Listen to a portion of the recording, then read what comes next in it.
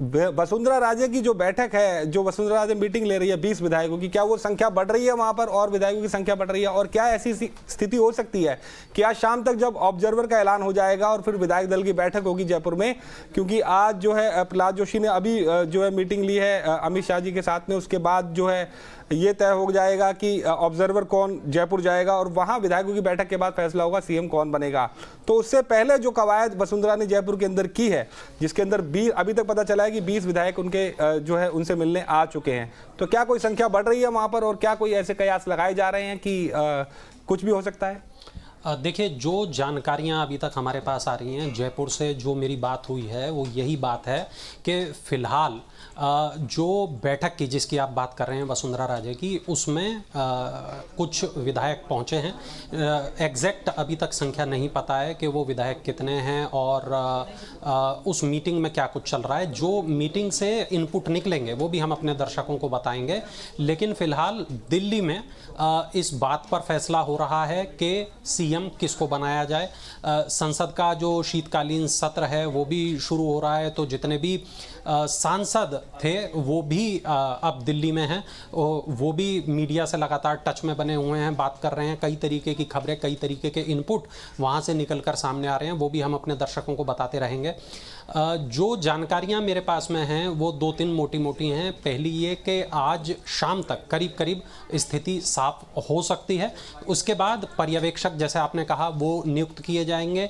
इसके बाद जयपुर में विधायक दल की बैठक होगी जिसमें किसी एक नाम पर फाइनल मोहर लगेगी। जब तक कि वो मोहर ना लगे तब तक ये कहना कठिन होगा कि वो नाम वसुंधरा राजे का होगा या वो किसी और का होगा।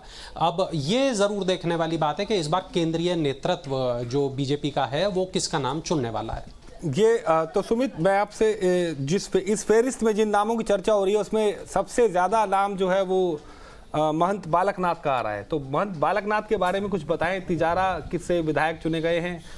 महंत बालकनाथ तो सांसद भी हैं इस समय, और जो सांसद जिनको दिया गया था विधायक की लड़ने का टास्क दिया गया था एक तरीके से, तो उसमें वो खरे भी उतरे, कम मार्जिन से जीते, लेकिन उसकी तो वजह एक अलग है। काफी कड़ी टक्कर थी उनकी। और महंत बालकनाथ का नाम चर्चा में, और इसलिए भी चर्चा में ज्यादा है कि लोग कंपेयर कर रहे हैं उन्हें योगी आदित्यनाथ के साथ वो भी। और चूंकि बीजेपी की तरफ से कहा जाता है कि वो कास्ट की पॉलिटिक्स नहीं करती है ना, कास्ट को साधने की बात होती है। तो जब योगी आदित्यनाथ को यूपी का सीएम बनाया गया था तो कहा गया था कि जात न पूछो साधु की, साधु योगी हैं, योगी, उनको जात वाले एंगल में उनको नहीं फंसाया जाए।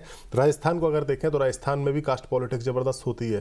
तो आपने किसको बनाया किसको नहीं बनाया ये बड़े मायने रखता है। तो ऐसे में अगर किसी योगी को बना दिया तो फिर कास्ट वाला एंगल खत्म हो जाता है। क्या बिल्कुल ये सेम वैसा नहीं हो जाएगा जैसे राजस्थान में कांग्रेस ने अशोक गहलोत को जब कमान दी तो एक तरह से जाट समाज और मीणा, राजपूत, तमाम बिरादरियों को जो है वो शांत करते हुए माली समाज के गहलोत जी को कुर्सी दी। वो भी है वैसे ही, क्योंकि उनके विधायकों की संख्या तो कम ही थी। गहलोत खुद बताते हैं कि वो इकलौते विधायक खुद रहे।